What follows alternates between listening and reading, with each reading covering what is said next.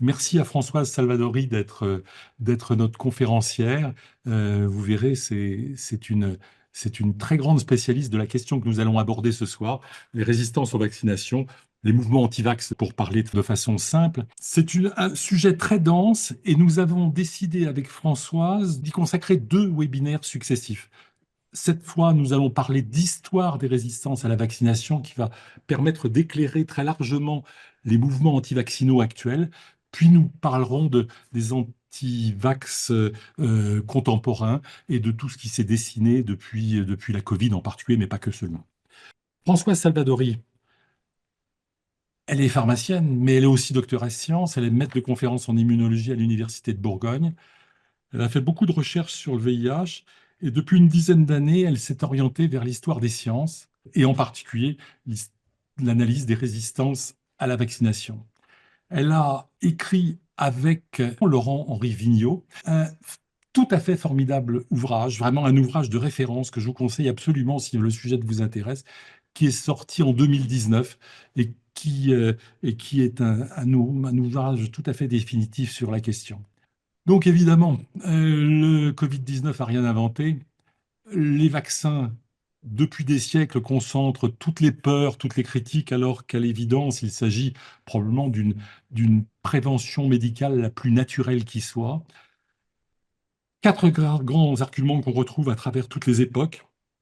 Laissez faire la nature qui sait très bien ce qu'elle fait, vous l'avez entendu comme moi d'innombrables fois. L'explication religieuse, le destin et la volonté de Dieu. Le débat sur la vaccination entre les partisans et les sceptiques, malgré l'ensemble des preuves scientifiques solides que l'on a accumulées depuis plusieurs siècles. Et puis le problème, c'est que les vaccins, en fait, ils mêlent la médecine, la politique, la sociologie, l'anthropologie aussi, et que tout ça nourrit tous ces sentiments. Bonne soirée à vous tous. Je vais passer la parole à Françoise.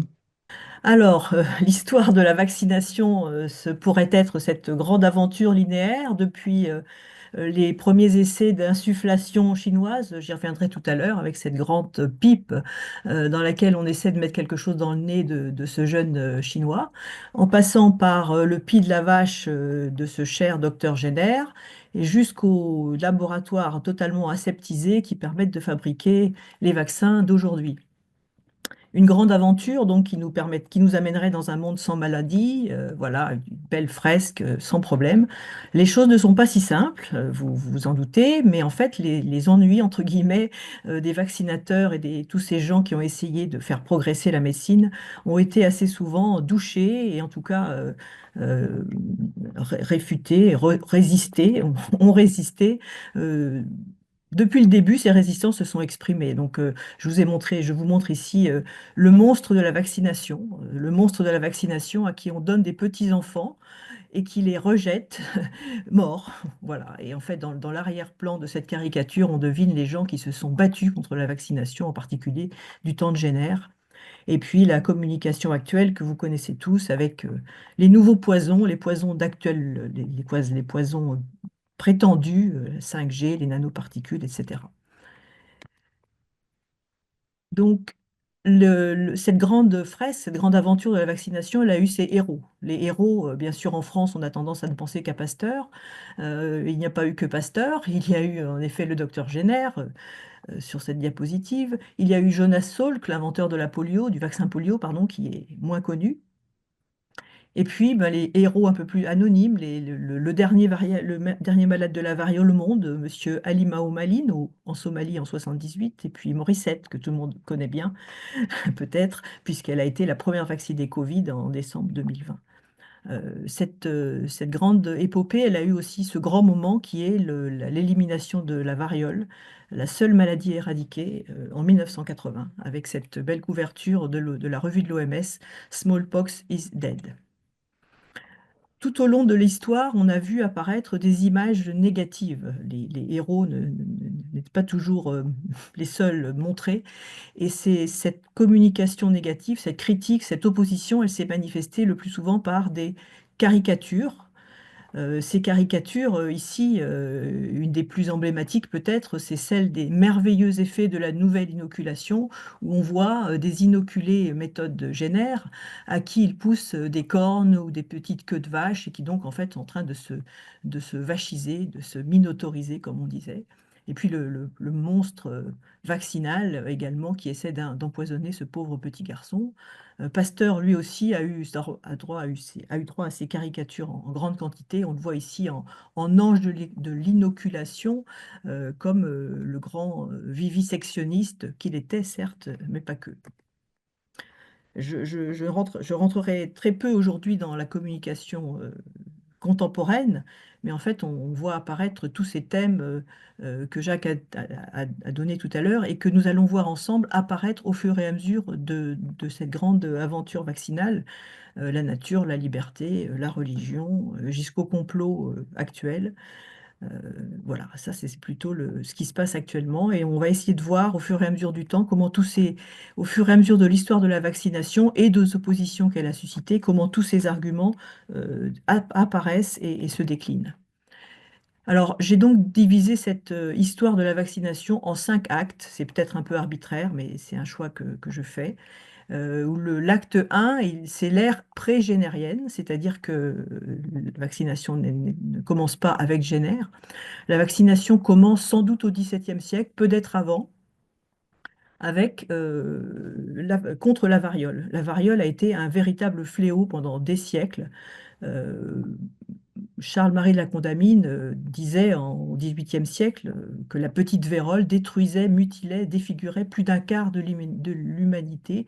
Et c'est le monde entier qui était touché par des épidémies de variole terribles. Donc comment se prémunir contre ce fléau?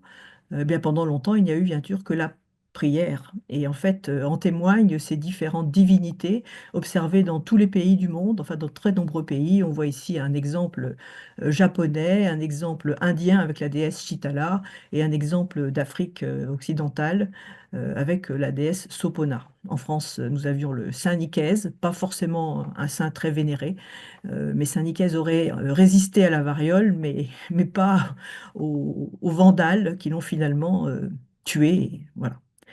Donc, bien sûr, ne pas oublier que la variole a décimé des millions d'Aztèques et a participé à la disparition de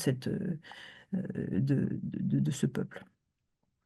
Donc, quand on avait la variole, eh bien, avant la variolisation, il n'avait donc que la prière. Mais un certain nombre de gens avaient observé que la variole, on ne l'avait qu'une fois. Et comme on l'a qu'une fois, ben, pourquoi pas essayer de se l'inoculer d'une façon un petit peu mineure, dans l'espoir que ben, la prochaine fois, ce soit moins grave. Donc bien sûr, sans avoir aucune idée de ce que c'est que l'immunité, on utilisait quand même ce terme d'immunité, sans avoir sans aucun arrière-plan médical, bien sûr, mais le terme d'immunité était tout de même utilisé. Et donc, en Chine, en Asie, de toute façon, pas en Europe en tout cas, en Afrique du Nord, en Inde, dans l'Empire ottoman, on utilisait un certain nombre de techniques ou justement de pratiques où on va inoculer à quelqu'un la variole en espérant lui donner une variole légère pour le prémunir contre une variole grave. Le premier texte publié, c'est un texte de 1695 en Chine, qui donc nous parle de cette pratique qu'on appelait l'insufflation. Ce qui est la base de la variolisation, nous dit Zhang Lu, c'est que c'est le germe de la variole. Il n'y a besoin d'aucun autre médicament, il faut simplement s'approprier le fluide d'une pustule variolique, chez quelqu'un qui a donc la variole, la conserver dans un tissu en coton et la mettre dans les narines d'un enfant, à droite pour les filles et à gauche pour les garçons. Voilà donc un rituel standardisé qui s'appelle l'insufflation chinoise, qui était vraiment pratiquée, qui est représentée très très fréquemment et qui est rapporté par un jésuite en Europe en 1726. Cette pratique se déclinait d'une autre façon ailleurs, c'est-à-dire que par exemple les brahmanes en Inde se grattaient la peau avec des aiguilles pour l'inflammer un petit peu, l'écorcher superficiellement et frottaient ensuite avec des pustules du pus de variole virulente diluées dans l'eau du Gange, très précisément. Et en Turquie, il s'agissait de faire des incisions, tout simplement des incisions sur la peau des membres et d'inoculer le virus variolique. Alors pourquoi parler précisément de cette technique turque? Eh bien, c'est parce que c'est cette pratique-là, très populaire chez les esclaves du Caucase, parce qu'en fait, on augmentait la valeur marchande de ces esclaves en leur évitant les marques de la maladie. Et c'est cette technique-là qui nous est parvenue par cette dame. Cette dame, c'est Lady Mary Wortley Montagu, qui est l'épouse de l'ambassadeur anglais à Constantinople et qui a été absolument marquée dans sa jeunesse par la mort de toute une partie de sa famille de la variole, qui elle-même en était très très très marquée, contrairement aux belles images qui la représentent, et qui a eu en fait l'ouverture d'esprit de se promener dans des quartiers de Constantinople à l'époque et de voir que des dames de quartiers populaires de cette ville, pratiquaient cette inoculation. Et elle avait tellement peur de cette maladie qu'elle a osé, qu'elle s'est lancée et qu'elle a confié son fils en 1717 à une de ces dames et qui l'a inoculé. Le fils de Lady Marie Montagu n'a jamais eu la variole, donc sans doute que cette pratique a été positive. Et elle a eu encore plus d'audace, cette femme, c'est qu'en rentrant en Angleterre, eh bien, elle a essayé de convaincre dans les salons anglais, parce que évidemment c'était une, une personne qui fréquentait les salons, c'était l'aristocratie anglaise, et donc cette pratique d'inoculation façon turque, finalement, nous est parvenue en Europe à ce moment-là.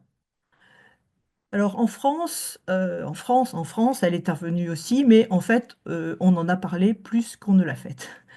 On l'a pratiqué finalement dans les salons, mais pas énormément, pas à grande échelle, c'est difficile de dire combien. Mais en revanche, on en a beaucoup parlé. Donc, on a écrit des poèmes, on a représenté des allégories, on l'a porté en chapeau, puisqu'on voit cette dame qui porte une coiffe dite à l'inoculation, où en fait un certain nombre de symboles, un peu difficiles à voir sur les diapositives, mais représentent l'inoculation. Alors le problème, c'est qu'évidemment, ça n'allait pas de soi et il fallait se demander comment on allait trancher le débat. Bien sûr, il y a eu des pour, il y a eu des contre dès le début, c'était une pratique étrange. Alors on a commencé enfin, on peut commencer par montrer les principaux défenseurs en France et en Suisse, qui sont ces deux personnes. Théodore Tronchin, qui est un médecin suisse protestant qui a écrit l'article Inoculation de l'encyclopédie, avec énormément de détails. Il était absolument persuadé que du bien fondé de cette pratique et l'a énormément défendu. Et en France, nous avons Charles-Marie de la Condamine, un scientifique, un explorateur, euh, un homme des Lumières, hein, qui en fait nous écrit un texte absolument savoureux à l'époque, qui finalement nous dit il s'étonne beaucoup qu'on débatte autant, que cette pratique qui sauve ceux que la nature avait dévoués au trépas ait causé 30 ans de débat. Le pauvre ne savait pas que ce n'était pas 30 ans, mais 250 ans. Donc que l'ignorance et l'imposture égarent encore de nos pas, loin de la route la plus sûre. Je trouve ce texte absolument savoureux, plus de 2 siècles après, 2 siècles et demi après. Alors les médecins, qu'en pensent les médecins? Les médecins sont absolument sceptiques. Les médecins, en particulier Philippe Haquet, le monsieur représenté avec sa belle perruque ici, parle de pratiques encanaillées, de remèdes de bonnes femmes, de prévarication en médecine. Alors évidemment, il s'agit d'une technique qui vient, enfin d'une pratique qui vient de loin, qui vient en effet apparemment des femmes, qui vient de gens qui sont des impies, qui vient de gens qui ne sont pas des médecins ni des scientifiques. Voilà. Donc c'est une pratique encanaillée. Et si les hommes entrent pour quelque chose dans cette histoire, ce sont des nègres que l'on cite pour témoins, la sorte d'hommes les plus menteurs qui soient au monde, imposteurs par état et naturellement dressés à la complaisance. Je cite toujours, bien sûr, Monsieur Ecquet. Donc, encore une autre bonne excuse pour la refuser, c'est que ce sont des nègres qui nous l'apportent. Les médecins aussi ne savent pas où classer cette pratique. Ce n'est pas une pratique curative, parce que ça ne correspond pas aux pratiques, les saignées ou quelques thériaques qu'on utilisait à l'époque. Ce n'est pas une pratique préventive, parce que la prévention à l'époque, c'est juste tenir un régime de santé. Mais c'est une pratique qui va introduire le mal chez un individu sain, donc évidemment totalement contre-intuitif et contraire aux principes médicaux de l'époque. Et puis de toute façon, un principe médical, je dirais, simple. Voilà quelque chose qui corrompt, qui empoisonne. Donc, c'est des termes qu'on va trouver assez vite, c'est ces termes d'empoisonnement. Et puis on peine bien sûr à l'expliquer, et on va mettre d'ailleurs très très longtemps à l'expliquer, cette vaccination. Donc les deux hypothèses qui sont formulées, c'est que l'inoculation purgerait un levain variolique présent dans le corps, levain variolique qui est d'ailleurs considéré assez souvent comme positif et qu'il faut faire sortir. Et donc si on l'empêche de sortir, c'est pas très bon. Ou alors on renforce une espèce de défense cutanée, la peau étant vue comme une espèce de cuirasse, qui rendrait le corps plus hermétique au miasme de la variole. Donc un certain nombre d'explications enfin, qui sont pas méprisables, qui correspondent à la science de l'époque. Donc les médecins ne peuvent pas trancher. Qui va trancher? Alors on va demander à l'Église. Alors si on demande à l'Église, l'Église est partagée également. Un certain nombre de prélats vont bien sûr dire que, enfin, s'opposer à cette pratique puisque c'est un attentat contre Dieu, contre la providence. C'est aussi finalement s'opposer à une épreuve qu'on envoie aux pécheurs. Donc c'est plutôt pas bon. Enfin, c'est même à proscrire. Philippe Eckey, toujours le même, dit que l'inoculation détourne les organes que le Créateur avait destinés euh, et donc, finalement, c'est un argument providentialiste. Mais peut-être contrairement à ce qui serait, peut-être contrairement contrairement à ce qui, enfin, contrairement à ce qu'on pense la plupart du temps, ce n'est pas une opinion, enfin, l'Église n'est pas toujours critique. Un certain nombre de théologiens de la Sorbonne, un certain nombre de protestants aussi, défendent l'idée que finalement, prolonger la vie ne peut déplaire à Dieu. Dieu étant, enfin, la vie étant un don de Dieu, et Dieu nous ayant dotés de la raison pour déchiffrer le monde, c'est-à-dire finalement se garder en vie, c'est plutôt une pratique qui plaît à certains et qu'ils défendent.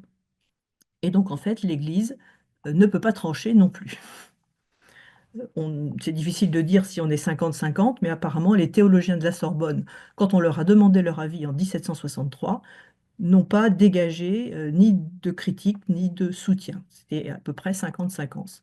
50-50. Donc les débats se sont déplacés au fur et à mesure du temps, puisque la théologie ne pouvait pas le régler, vers la morale, parce que l'inoculateur assez vite est arrivé vénal, est apparu comme vénal. Euh, donc l'argument financier peut-être commence dès le départ là aussi. Il y avait des médecins en effet inoculateurs qui s'étaient spécialisés un petit peu dans cette pratique de salon, qui en effet ont gagné de l'argent. Et il était courtisan puisque nous avions droit ici à une technique vraiment de salon. Le débat s'est déplacé aussi vers la nature, en particulier avec Rousseau, mais avec beaucoup d'autres, et on verra que ce débat qui va finalement durer des siècles et qui continue, c'est à ce moment-là qu'on a commencé de le voir, avec évidemment un parallèle entre la nature qui est l'émanation divine.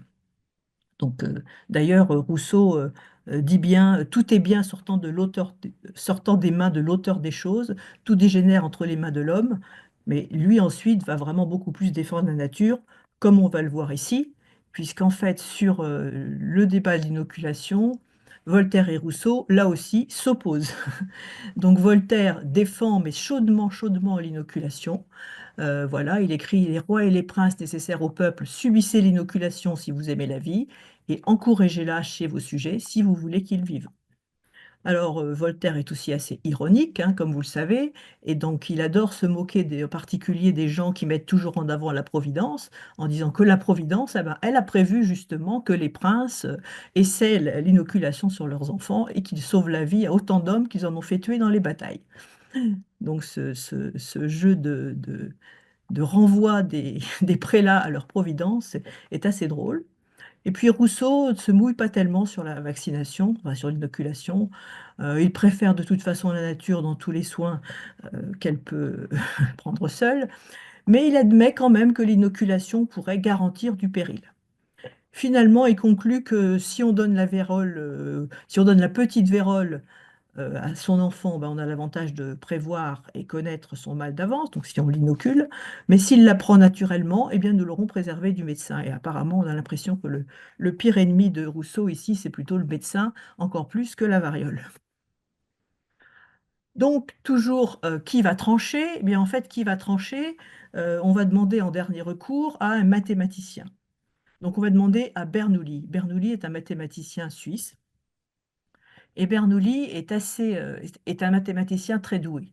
Il va faire des statistiques, en fait, hein, des statistiques assez puissantes pour calculer le gain de vie, l'espérance de vie gagnée, donc finalement le nombre d'enfants qu'on va gagner sur une génération. Il va convaincre avec ça facilement, évidemment, les chefs d'État, les chefs d'armée, puisqu'en fait, on va sauver beaucoup de gens et c'est un argument plutôt populationnel. Il était très très favorable et avec des arguments mathématiques en fait. D'Alembert est également favorable à la vaccination, à l'inoculation, mais lui va quand même pas se penser davantage à l'individu. C'est-à-dire qu'il va dire, oui, bien sûr, il a raison, Bernoulli, mais que dire par exemple au père qui va prendre la décision d'inoculer son fils et puis qui va le voir mourir de l'inoculation? Parce que s'il perd son fils parce que le destin lui a envoyé la variole, c'est triste, mais malheureusement, c'est un destin. Si c'est le père qui finalement a hâté la mort de son fils par la décision qu'il aura prise de le faire inoculer, c'est bien sûr beaucoup plus difficile à vivre. Et donc, en fait, il va quand même, tout en conservant une grande foi dans ce progrès, c'est quand même un homme des Lumières, hein, d'Alembert, il va être beaucoup plus critique en mettant en avant l'individu, en disant en tout cas, n'oubliez pas que c'est une décision individuelle et qu'elle peut être difficile à prendre. En fait, cette querelle et cette opposition entre la population et l'individu, on la voit apparaître à ce moment-là, et ça reste finalement un des débats le plus actuels. Et ça restera toujours pour la vaccination un des enjeux. Alors, je dois quand même préciser que la balance bénéfice-risque, si on parle en termes contemporains, était favorable à l'inoculation, mais dans des proportions qui sont totalement inacceptables pour nous, puisque la variole, c'était une fois sur 7 à peu près qu'on en décédait, une fois sur 7, une fois sur 10, et le procédé de l'inoculation pouvait vous faire décéder une fois sur 100, une fois sur 400. Difficile à dire parce que ça dépendait de celui qui la pratiquait, mais vous voyez qu'on a en effet un bénéfice, mais le risque est vraiment pas négligeable. Alors, il a fallu quand même que la famille royale montre l'exemple. Donc, les enfants du duc d'Orléans ont été vaccinés en 1756. Et vous savez peut-être, Louis XV est mort de la variole en 1774. Et c'est ce qui a décidé à l'inoculation de ses petits-enfants, puisque Louis XVI et ses frères ont subi l'inoculation. Et ici, on voit le bulletin de santé publié à l'occasion de cette inoculation. Alors, on apprend que le roi a passé une bonne nuit, la fièvre qui annonce la prochaine éruption se soutient, elle est modérée, les autres symptômes tels que le mal de tête, le malaise universel et la douleur des aisselles n'ont point augmenté, la petite vérole locale est plus marquée. Donc, les quatre personnages ici, voilà, le comte de Provence, le comte d'Artois, la comtesse d'Artois, le roi, ont été vaccinés et ils s'en sont parfaitement sortis. Ils sont pas morts de leur inoculation. Alors, on avait choisi le meilleur pu vaccinal possible, enfin variolique possible pour eux, entre guillemets, et visiblement, tout s'est très bien passé. Le débat finalement va être tranché en faveur de l'inoculation, mais en fait, ici on voit un des traités pratiques qui a été écrit par un médecin de Nancy, Gandogé de Foilly, en 1774, je crois. Mais en fait, l'ampleur de cette pratique est très limitée. Et de toute façon, ça reste une pratique jusqu'au bout plutôt de salon, une pratique aristocratique, une pratique dangereuse et elle n'a aucune incidence sur l'incidence de la maladie. Il va falloir attendre donc l'idée et l'expérience de Jenner pour que les choses changent vraiment. Donc, quelle est la nouveauté de Jenner? Ben, Jenner, il a pratiqué l'inoculation en tant que médecin de campagne anglais. Mais il a vu, comme d'autres ont vu aussi ailleurs, sans doute dans le monde, hein, que les anciens malades de la vaccine, c'est-à-dire la variole des vaches, qui donne des pustules qui sont vraiment assez proches des pustules varioliques, c'est les fermiers, les fermières, les vachères qui trayaient les vaches et qui se contaminait sur le pis au contact de la vaccine, euh, avait une petite maladie bénigne et était réfractaire à la variole. Donc cette observation, beaucoup de gens l'avaient fait, mais Jenner a décidé d'en faire une pratique. Et donc, il a juste fait une expérience qu'il avait tout à fait le droit de faire en tant que médecin, c'est-à-dire qu'il a pris sur le bras d'une jeune personne qui venait d'être contaminée par la vaccine euh, une, un peu de matériel de pu, donc de pu vaccinal, qu'il a inoculé au fils de son jardinier, le petit James Phipps, qui devait avoir une dizaine d'années. Et donc, bah, James a eu quelques petites pustules.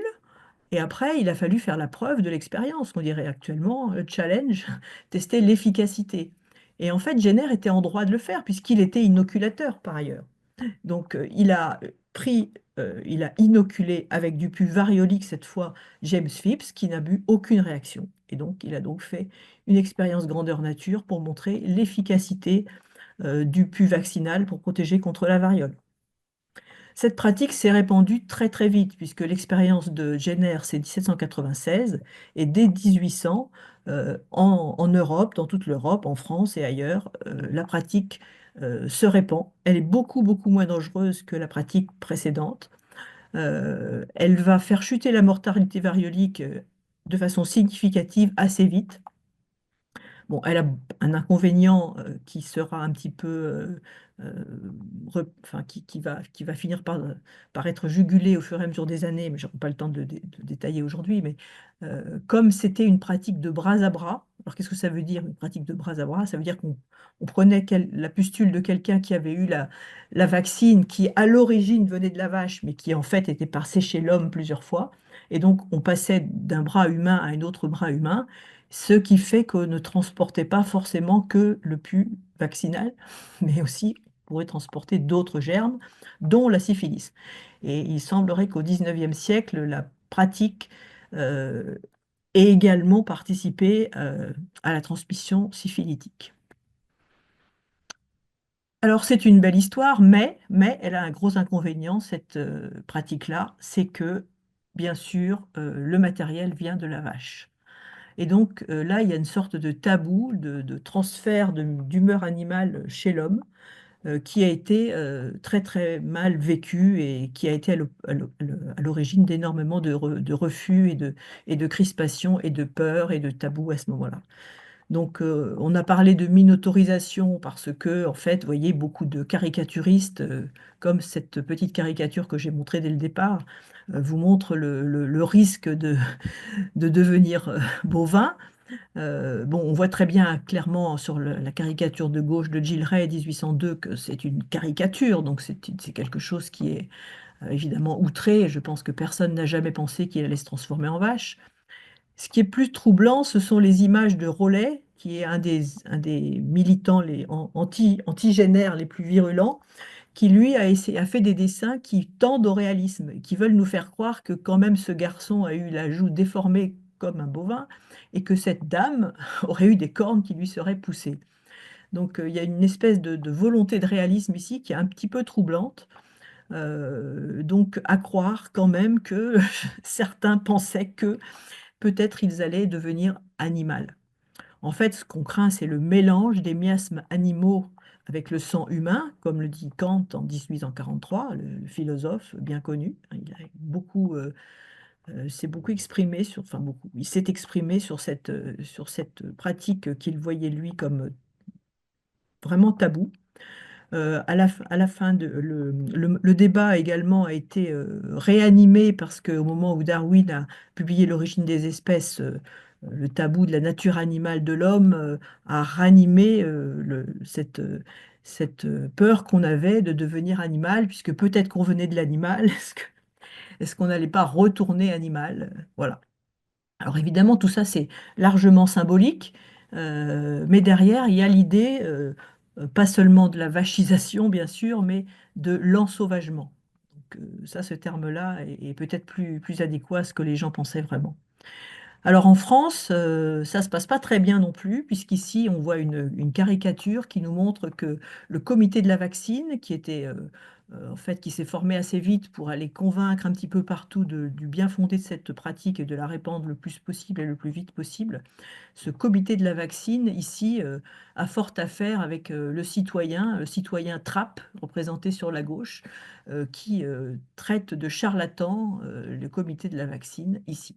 Donc le charlatan, et en fait on voit ici comme une mise en abîme à la fois le citoyen Trapp qui brandit, enfin qui tient une affiche plutôt anti-vaccine, où on voit bien sûr la vache, le tabou de la vache, et les autres, le comité de la vaccine, qui a affiché au contraire une affiche plutôt qui fait la géographie de cette technique.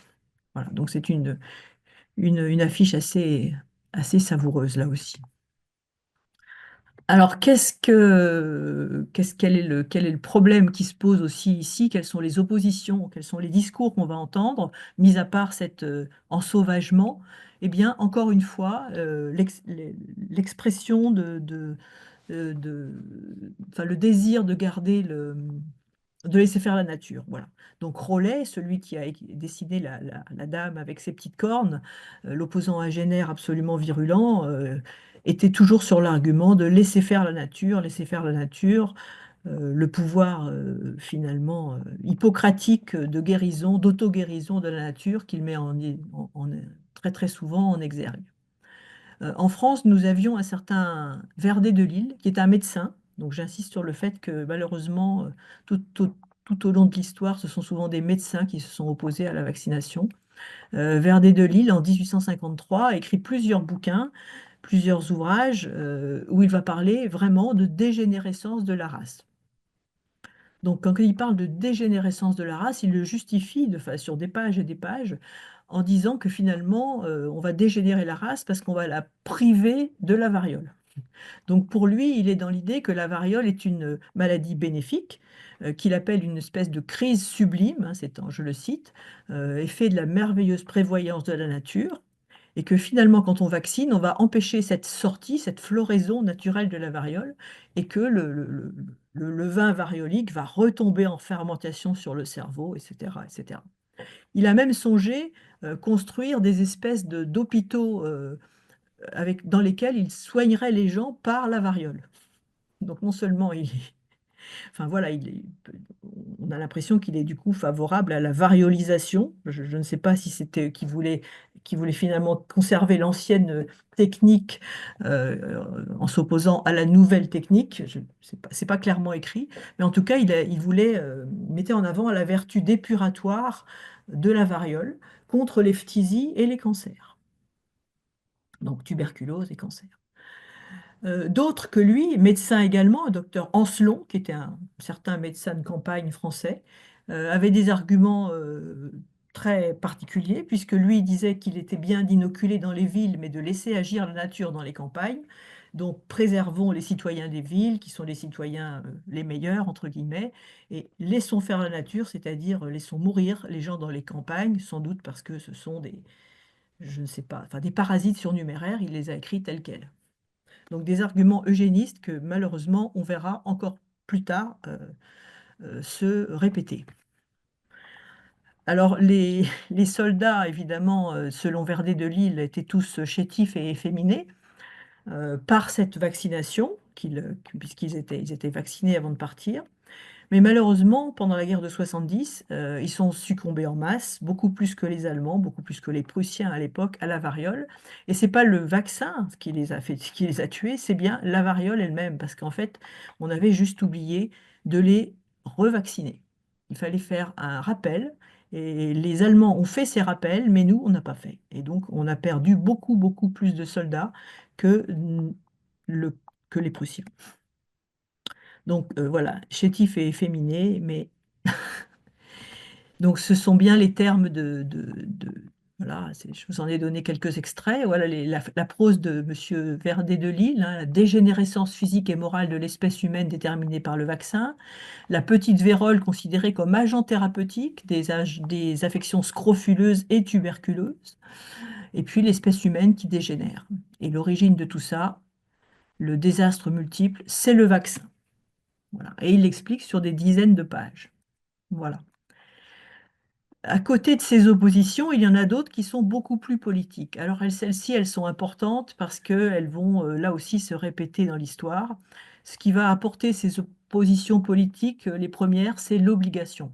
Et l'obligation de vaccination, c'est l'Angleterre surtout qui en a été pionnière, puisqu'en fait, elle a été, enfin, c'est le premier grand État à obliger à la vaccination dès 1853. Cette obligation a été encore renforcée en 1867, c'est-à-dire qu'en 53, c'était les bébés, en 67, c'était même jusqu'à 14 ans. Il fallait absolument que les enfants soient tous vaccinés jusqu'à 14 ans. Et les sanctions étaient assez fortes, en particulier les amendes, et elles ont beaucoup touché en particulier les classes ouvrières parce que ces gens ben, n'avaient pas l'argent pour payer les amendes. Et puis, s'ils ne payaient pas les amendes, eh bien, on les menaçait de les priver d'emploi, de les priver d'assistance. L'assistance qui était une sorte d'assistance santé, évidemment sans comparaison avec notre sécurité sociale, mais qui est quand même une assistance médicale. Et donc, s'ils ne vaccinaient pas leurs enfants, eh bien, ils perdaient tout ça, leur emploi et toute assistance médicale. Donc, il y a eu énormément d'opposition populaire, ouvrière, et des réactions très rapides, très violentes, des manifestations et des premières ligues qui se sont formées, des premières ligues anti-vaccination qui se sont formées en 1866 contre ce qu'on appelait les Vaccination Acts, c'est-à-dire toutes les lois d'obligation vaccinale en Angleterre. Ces ligues, ces manifestations, ces protestations ont été tellement importantes que finalement, le gouvernement anglais a été obligé d'accorder aux parents, en 1898, une clause de conscience et qu'au début du XXe siècle, toute obligation vaccinale a été levée. Et d'ailleurs, plus aucune obligation vaccinale depuis cette époque n'est restée, enfin, n'existe en Angleterre. Donc sur cette image, sur cette caricature, sur ce dessin qui est apparu dans un journal anglais en 1885, eh bien, en fait, on voit cette mère de famille qui est partagée entre la mort de son enfant, qui serait donnée par la pratique de la vaccination, et puis l'État sous forme de cet agent qui venait dans les familles pour vacciner un petit peu de force. Et donc, il y a une sorte de conflit, et puis, bon, tout ce qui touche à la liberté individuelle en Angleterre, encore plus que chez nous, hein, ils sont très très attachés à un libéralisme au sens chacun est libre de son corps et de son destin. Très très mal vécu en Angleterre, cette obligation. L'obligation vaccinale, vraiment un outrage à la liberté individuelle, comme on le voit ici, l'ouvrage de Gibbs en 1854, hein, Our Medical Liberties, et puis une affiche qui est exactement sur le même thème, quelques décennies après, à Montréal, avec un pauvre homme qui ici est forcé à être vacciné, qui est un petit peu pris en tenaille, comme la mère de famille tout à l'heure, entre l'État et le vaccinateur. D'autres exemples, un petit peu partout dans le monde, ici à Toronto en 1919, beaucoup plus tard, mais on est un petit peu sur le même schéma, puisque en fait il y a eu un médecin, un fonctionnaire de santé, un médecin de santé publique, disons, dans ces années-là à Toronto, le docteur Hastings, qui en fait a voulu bien faire, a voulu euh, répandre l'hygiène, augmenter le taux de vaccination, etc. Et en fait, il a eu droit à des manifestations de rue assez violentes. Et donc là, c'est à bas l'obligation. Sur la pancarte de gauche, c'est Stop au massacre des innocents. Et sur la pancarte de droite, c'est à bas l'obligation vaccinale qui est née en Allemagne. Alors on est en 1919. L'obligation, cette contrainte, elle ne peut venir que de l'ennemi. Et l'ennemi, il est allemand à ce moment-là. Donc c'est vrai qu'il faut aussi replacer ça dans un contexte très politique et là presque diplomatique. De même, des révoltes de rue se sont trouvées en 1904 à Rio de Janeiro parce que le maire de l'époque a voulu, euh, re- disons, augmenter le niveau sanitaire de la ville. Et là, ce sont surtout les mères de famille, alors là représentés avec leurs casseroles, qui viennent taper les agents vaccinateurs. Et ce qui était très très mal vu surtout, c'est que des agents vaccinateurs venaient dans les familles, venaient dans les maisons en absence du père de famille. Et donc, ça, cette idée-là qu'on viole le domicile familial en absence du pater familias, c'était vraiment pas possible. Donc là, vraiment des manifestations de rue qui ont été appelées la Revolta da Vacina à Rio, 1904. Voilà. Dans les mêmes moments, un autre type d'opposition s'est forgé, s'est cristallisé à travers de la vaccination coloniale.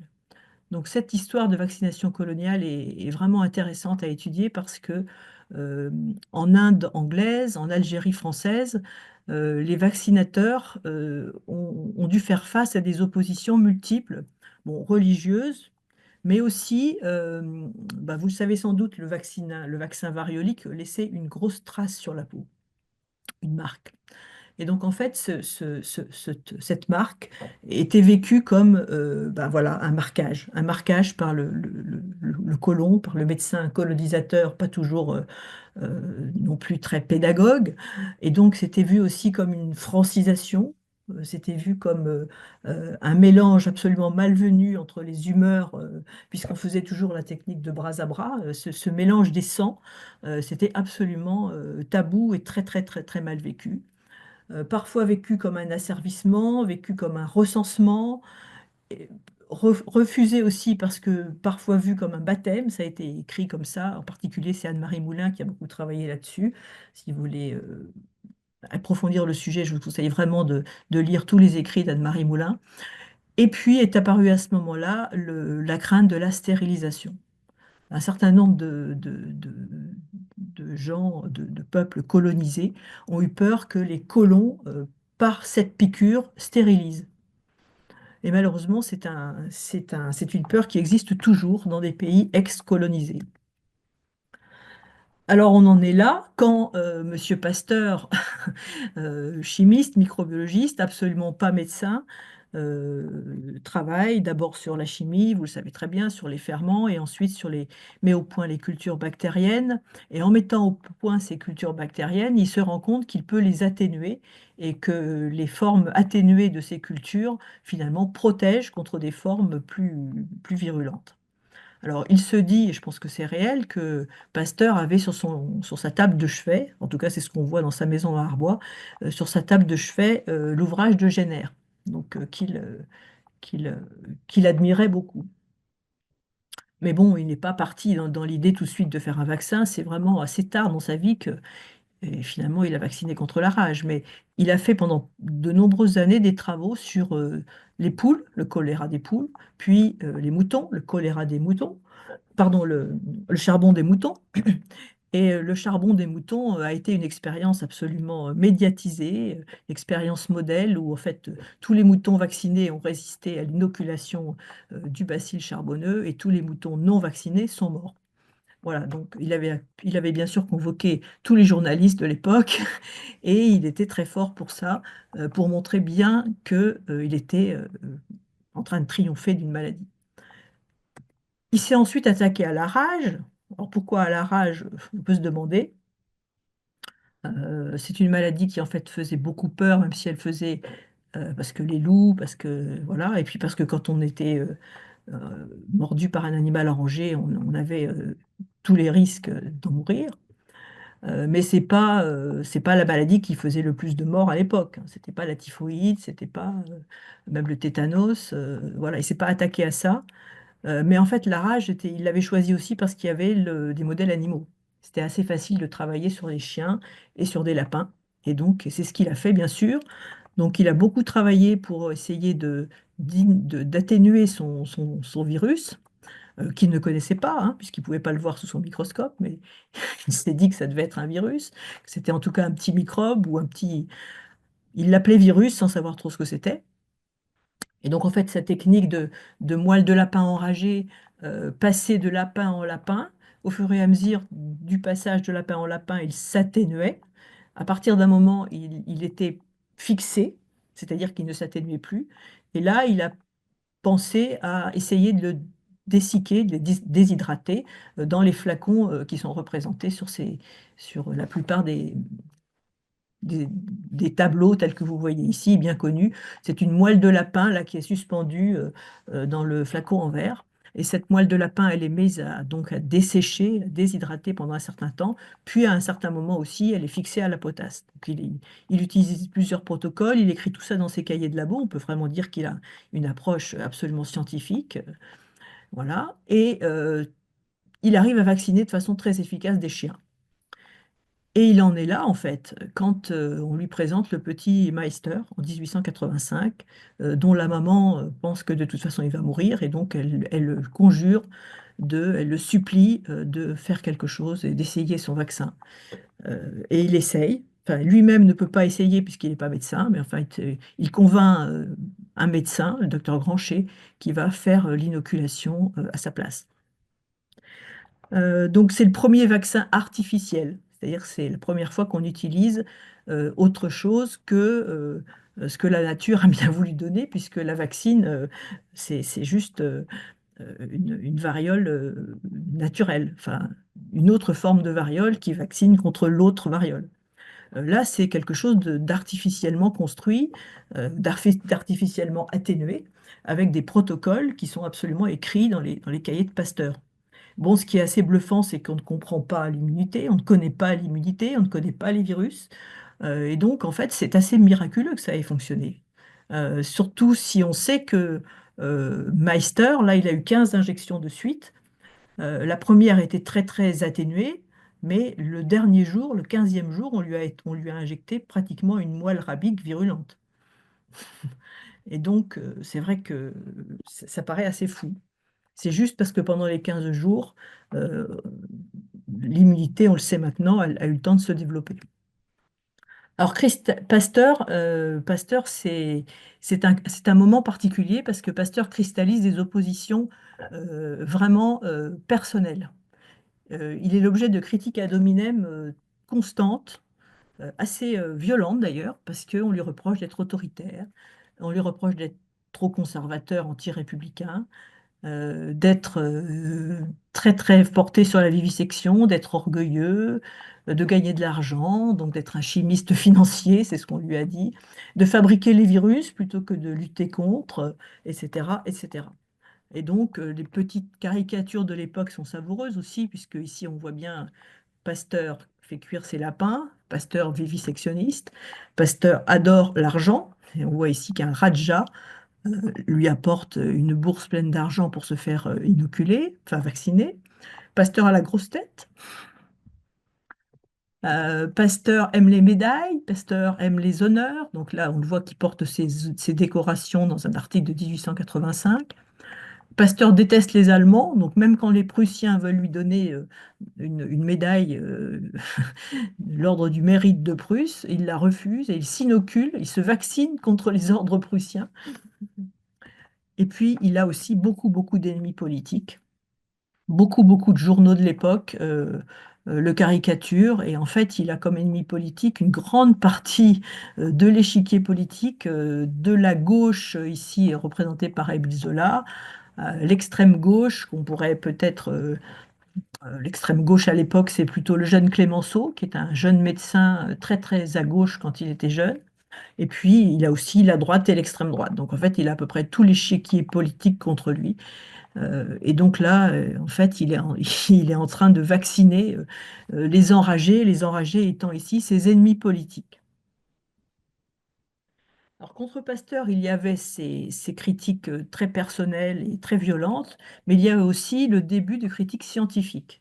Puisque la vaccination devient à ce moment-là une pratique scientifique, c'est à ce moment-là aussi qu'on peut dire que les premières critiques de nature scientifique germent. Certaines sont absolument légitimes, dans le sens où d'abord, on n'a pas encore de fondement scientifique à la vaccination. Et puis, la théorie microbienne de Pasteur n'est pas admise par tout le monde. On est encore dans un moment où elle n'est pas totalement stabilisée. Donc, contre le père de la théorie microbienne, eh bien, il y a tous ceux qui défendent l'hygiénisme, la théorie des miasmes, c'est-à-dire qui pensent qu'en fait, il n'y a pas un miasme qui donne, enfin, un germe qui donne une maladie, mais qu'il y a des miasmes partout et que on est tous entourés de mauvais air et que finalement, ce qui va compter, c'est le terrain. Donc en fait, ce dilemme, cette opposition entre germe et terrain, c'est un débat continu. Il y a toujours des gens qui vont défendre le terrain et d'autres qui vont dire que c'est le germe qui fait tout, qui vont dire que c'est le terrain qui vous rend malade et d'autres qui vont dire que c'est le germe. Donc l'idée étant de dire que les microbes sont partout, mais c'est l'individu qui est fragile. Et le grand ennemi de Pasteur, en particulier à l'Académie, c'était Peter, qui dit que le germe ne devient pathogène que le jour où nous tombons malades. Donc un truisme aussi assez savoureux. Donc évidemment, quand on dit ça, la vaccination n'a aucun intérêt. Voilà. Contre lui aussi, il y a un certain Béchamp qui défend une théorie assez particulière qui s'appelle la théorie des microzymes. Ces microzymes, ce sont pour Béchamp des petites particules qui en fait sont dans nos cellules, mais qui vont se transformer en bactéries. Donc pour Béchamp, en fait, les maladies viennent de l'intérieur. Vous êtes tous porteurs de particules qui vont donner les bactéries, et selon le régime alimentaire, selon la saison, selon le chaud, selon le froid, selon peut-être même la psychologie, certains vont sortir la tuberculose et donc vont sortir la typhoïde ou la rage. Voilà. Donc cette théorie des microzymes qui dit que la maladie vient de l'intérieur, c'est un courant anti-vaccin persistant qu'on trouve encore de nos jours. C'est-à-dire qu'il y a des gens, tout le monde a oublié Béchamp, mais certains ne l'ont pas oublié et défendent toujours en 2025 Béchamp contre Pasteur. Dans ce début du XXe siècle, juste après Pasteur, on va trouver une très très forte opposition de nature naturiste. Donc hygiéniste, naturiste, naturaliste, c'est des précurseurs, si vous voulez, de l'écologie profonde dans ces années-là. Et on va trouver en particulier le docteur Carton. Docteur Carton, qui est un médecin un petit peu foufou, on peut dire, qui était très très chrétien, puis occultiste, puis les deux à la fois, qui dit que la maladie c'est un salaire à payer pour une faute à l'ordre divin, qui dit que le sang est sacré, ne doit pas être profané, et qui dit finalement que le mouvement antimicrobien, c'est-à-dire le mouvement pastorien, s'opposerait à la sélection naturelle. Donc on retrouve des arguments eugénistes, une fois de plus, dans les propos de M. Carton. Alors on trouve aussi ici un personnage qui est peu connu, mais qui a aussi été très très très anti-vaccin sur des critères très très limites, hein, eugéniste, naturiste, qui dit que la sélection naturelle ne nettoie plus l'espèce, tel texto. Et Geffroy, eh bien, c'est le fondateur de la vie claire. Donc la vie claire, beaucoup de gens la connaissent, hein. Je ne suis pas en train de dire que la vie claire défend toujours ces positions-là, mais il faut savoir que son fondateur était quand même, avec Alexis Carrel, sur des façons de penser assez douteuses. Bon, Alexis Carrel étant par ailleurs un eugéniste très proche du régime de Vichy, dont je vous invite à regarder la biographie parce qu'elle est assez intéressante. À partir du début du XXe siècle, enfin, en fait, juste au début, à l'Institut Pasteur et à l'Institut Corps à l'Institut créé par Corps en Allemagne, des gens commençaient à se demander comment fonctionnent les vaccins. Donc, évidemment, vous l'avez bien compris, l'immunologie va arriver après la vaccination. C'est la vaccination qui va faire réfléchir à l'immunologie. C'est pas l'immunologie qui a fait créer les vaccins. Voilà. Donc cette nouvelle discipline, elle émerge après Pasteur et Corps, donc à l'Institut Pasteur de Paris et à l'Institut créé par Corps à Berlin. Et donc cette association-là, elle va naître, elle va créer son journal qui s'appelle le Journal de l'épidémiologie, dont le premier volume paraît en 1916. Et puis, si on regarde un petit peu le devenir et le succès de cette discipline, eh bien, c'est 24 prix Nobel. 24 prix Nobel de physiologie ou médecine. Le premier prix Nobel de physiologie-médecine ayant été attribué par Behring, représenté ici avec son hamster, qui a découvert les anticorps. Et puis, je vous ai représenté d'autres prix Nobel, Allison et Anjo sur le milieu de la diapo, qui ont découvert, qui ont mis au point l'immunothérapie des cancers grâce aux anticorps thérapeutiques.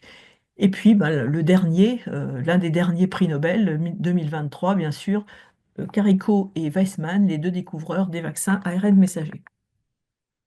Donc une discipline assez féconde.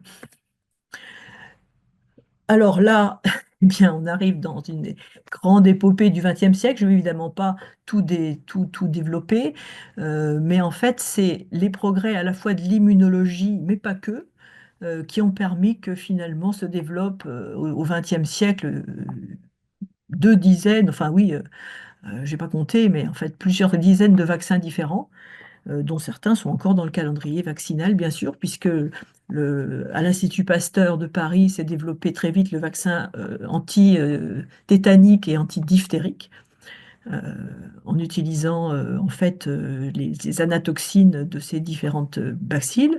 Et ensuite, le BCG aussi, l'Institut Pasteur de Lille. Bon, après, voilà, je ne vais pas pouvoir faire tout ce panorama. Juste, je voulais vous dire que l'immunologie n'a pas été la seule discipline qui a permis cet essor et ce siècle très productif. Il a fallu bien sûr aussi progresser en culture cellulaire, en biologie cellulaire, en biotechnologie, en génie génétique, en biologie moléculaire. Et en fait, c'est tout ça qui, en fait, constitue ce qu'on appelle la vaccinologie, qui est une science quand même qu'on ne peut pas réduire à l'immunologie. Voilà.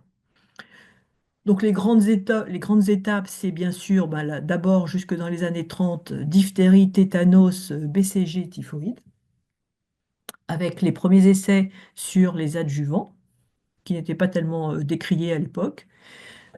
Ensuite, les années 30 à 60, avec le vaccin en particulier polio et le vaccin rougeole oreillon, rubéole un petit peu plus tard.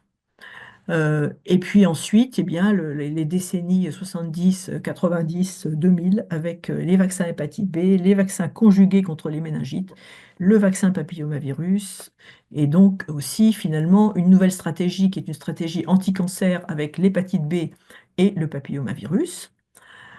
Et entre-temps, bah, nous avions eu l'OMS qui avait, suite à sa création en 1948, permis d'avoir des politiques mondiales de vaccination qui ont permis l'éradication de la variole en 1980. Donc en fait, c'est un siècle quand même très très productif qui a globalement pas été un siècle d'opposition virulente à la vaccination. C'était plutôt un siècle où l'apparition des vaccins a été vécue comme des progrès, des très très bonnes nouvelles. Il se dit que quand, par exemple, Salk a mis au point son vaccin contre la polio et qu'il a fait ce grand essai de vaccination contre placebo dans toutes les États-Unis et qu'il a eu ses premiers résultats positifs, eh bien, les cloches ont sonné dans toute l'Amérique. Parce que enfin, tout le monde connaissait quelqu'un enfin, tout le monde connaissait un cas de polio et c'était une maladie tellement terrible que pouvoir s'en prémunir, c'était miraculeux. Voilà. Alors, il y a eu quand même quelques accidents qui ont donné lieu à des décès. À Lübeck, un BCG mal inactivé, enfin en tout cas une confusion entre le bacille vivant et le bacille inactivé. Et l'accident qu'on appelle Cutter, c'est un vaccin polio mal inactivé. Donc en fait, ces quelques accidents, qui n'ont quand même pas été si catastrophiques, hein, très regrettables, mais pas massifs, ont donné lieu à des procès. Et ces procès, en fait, ont eu comme conséquence positive une réglementation de plus en plus importante des laboratoires pour les essais et aussi des contrôles de plus en plus stricts, ce qui font que maintenant les vaccins sont les médicaments les plus testés. Pour faire par exemple un vaccin hexavalent, les vaccins qu'on injecte aux petits avec 6 valences, eh bien, il y a plus de 1000 tests qui se succèdent. Donc, voilà, c'est le prix à payer pour une sécurité quasiment absolue actuellement sur ces vaccins-là. Mais aussi, la conséquence, c'est que euh, il peut y avoir une pénurie. Parce que si l'un des tests révèle un problème, eh bien, il faut repartir à zéro. Et ce sont des vaccins qui demandent plusieurs mois de fabrication. Contrairement au vaccin ARN d'ailleurs. Voilà, j'ai pratiquement fini, c'est mon avant-dernière diapo. On est dans les années 1950 en France, et en fait, on se rend compte que on est à peu près un siècle après les Anglais, et nous, les Français, nous avons notre première Ligue nationale qui se crée en 1954. Cette première ligue, en fait, elle a fait suite à l'obligation du BCG en 1951. Cette obligation a été assez mal vécue en France.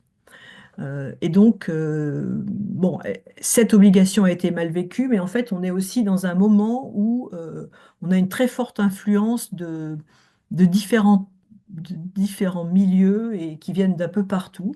Donc, c'est un certain monsieur Le Maire qui a refusé le BCG pour sa fille au nom de la liberté individuelle, au nom aussi de la puissance paternelle, en fait, de l'autorité paternelle qui devait primer sur l'autorité de santé publique, de la liberté de prescription des médecins également. Donc, le mot liberté est parfois un peu abusivement utilisé, peut-être. Enfin, c'est un débat. En tout cas, ça ne serait pas arrivé s'il n'y avait pas eu ces influences multiples en parallèle, c'est-à-dire l'influence de milieux écologistes radicaux, dont encore la revue La Vie claire, dont on a parlé tout à l'heure, et son fondateur Geffroy, l'influence de la Ligue qui s'appelait Santé-Liberté, qui était très vivement pour l'homme, défendant très fortement l'homéopathie contre les dogmes pastoriens, tels que les courants qu'on appelle hygiénistes avec les hydrothérapeutes, les crudivores, les végétaliens, végétariens, euh, en fait une sorte de pré-écologisme à la française, mais assez radical. Et puis, moins connu, le mouvement de la pédagogie Freinet. Madame Freinet était une crudivore stricte. Et en fait, la cantine des écoles Freinet était très, très, très écolo, on pourrait dire actuellement, plus qu'écolo même. Et puis on retrouve aussi l'influence du docteur Carton, euh, l'influence de Steiner, que vous connaissez sans doute comme le père du mouvement anthroposophique. J'ai pas le temps de développer ici, mais on en reparlera peut-être. Steiner, enfin les anthroposophes, les écoles de cette mouvance-là. C'est une médecine qui est aussi très très très très importante en Allemagne, un peu en Suisse. Ils sont très très anti-vaccins pour des raisons de vraiment presque religieuses. Pour eux, les maladies doivent participer au karma. Et donc, le fait de vacciner les enfants empêche le développement normal euh, des individus. Voilà. Donc en fait, toutes ces influences-là ont été derrière Monsieur le maire et lui qui avait juste refusé le BCG pour sa fille a été soutenu pour créer ces ligues. C'est une ligue qui existe toujours. Donc c'était au départ une ligue nationale anti-vaccination, puis c'est devenu une ligue LNPLV, c'est la Ligue nationale pour la liberté de vaccination. Voilà, donc on retrouve souvent ce mot liberté. L'audience maximale de cette ligue, c'était dans les années 68-70, donc dans un moment un peu particulier quand même en France. Elle existe toujours, mais bon, je dirais que son importance est assez minime actuellement quand même. Alors en France, ensuite, on a eu quand même deux affaires qui, au nom du principe de précaution, ont malheureusement beaucoup apporté de défiance en France. Et en fait, ce sont juste, enfin, ce sont juste, oui, ce sont surtout des affaires de communication, des affaires autour du principe de précaution qui ont, ce ne sont pas des affaires, ce ne sont pas des scandales sanitaires, ce sont des scandales, je dirais, des bugs de communication. Par exemple, pour l'hépatite B, un ministre a une communication particulièrement alarmiste et dit à tout le monde de se vacciner contre l'hépatite B. Le ministre suivant, parce qu'entre-temps, on avait de plus en plus et de mieux en mieux identifié les scléroses en plaques, constate qu'on a une augmentation de la sclérose en plaques qui va en parallèle avec l'augmentation de la vaccination. Mais voilà, les deux événements sont liés dans le temps, mais ne sont pas liés de façon causale. Mais il a fallu du temps pour le prouver.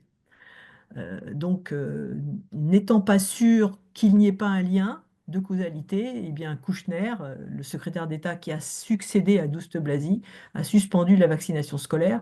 Et à partir du moment où on a suspendu, eh bien, les gens se sont dit, ben voyez, puisqu'on suspend, ça veut dire qu'il y a un doute, et donc ça veut dire que, etc., etc.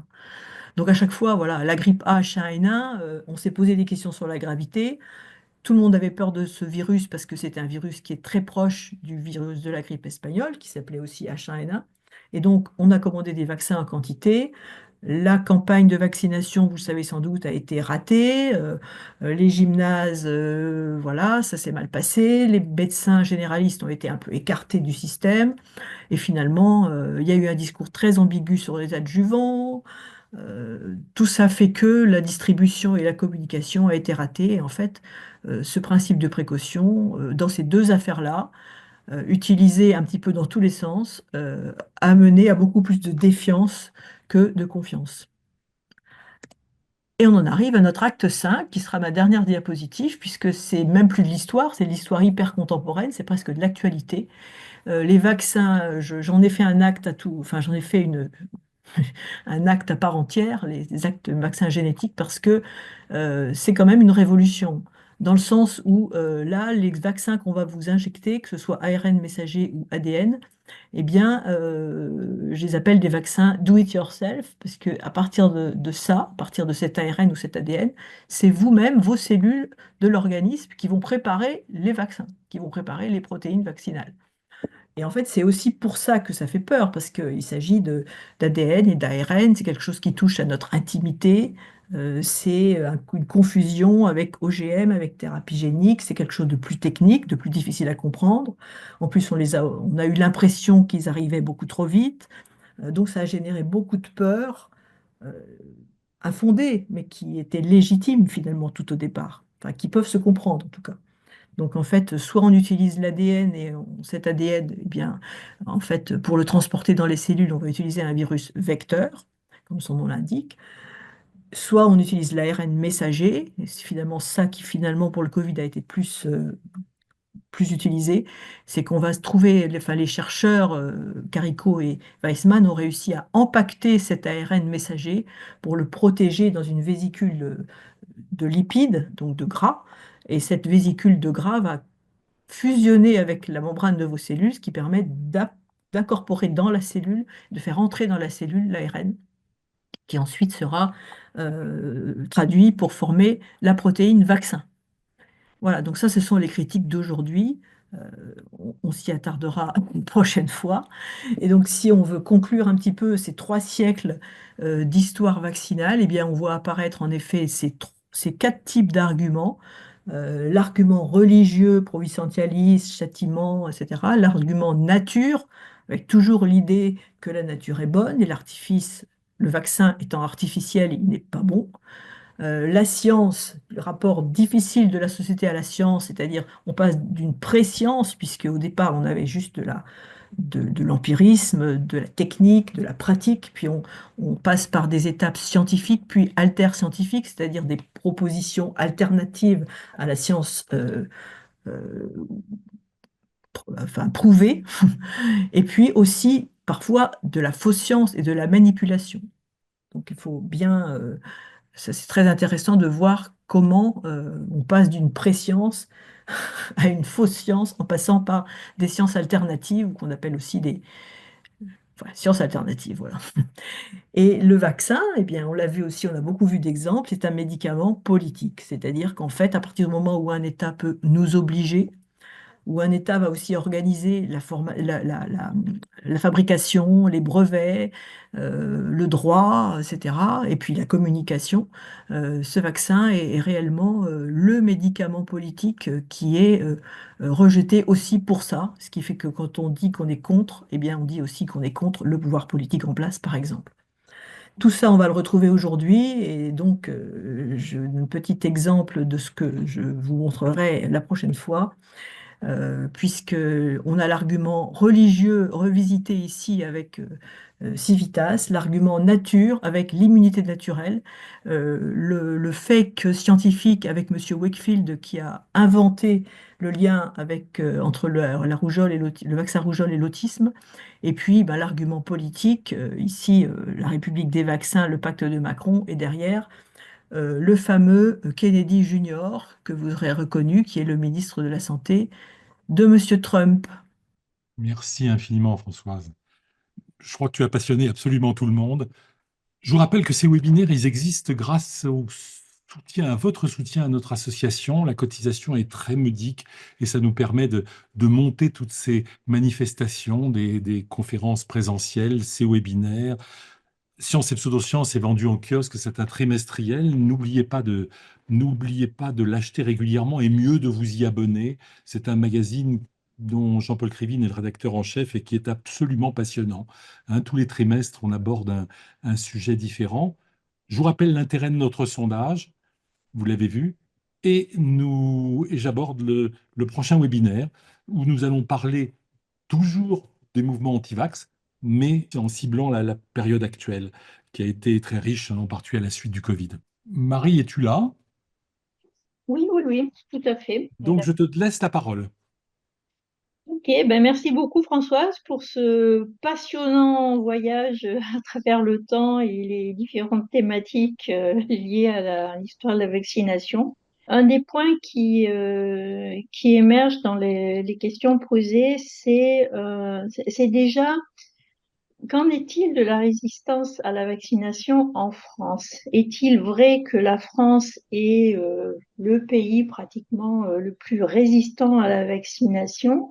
Qu'est-ce qu'il en est en fait, un peu, alors, notamment en Europe, mais on a parlé du Royaume-Uni qui a été très résistant en son temps, donc comment ça se passe aujourd'hui, mais voilà, est-ce que la France est un cas particulier ou pas? C'est assez difficile parce qu'il faudrait sans doute être un peu dans la finesse sur chaque vaccin. Donc, il y a eu, en fait, il y a plusieurs quand même indices qui nous disent que la France est plutôt anti-vaccin. C'est plusieurs enquêtes qui ont eu lieu, dont l'une qui était sortie en 2017, je crois, qui montrait que un sondage qui concernait plus de 100 pays, euh, ce sondage montrait que la France était le pays dans lequel le plus grand pourcentage d'interrogés disaient que les vaccins n'étaient pas sûrs. C'était sur cet argument de la sécurité. Bon. L'autre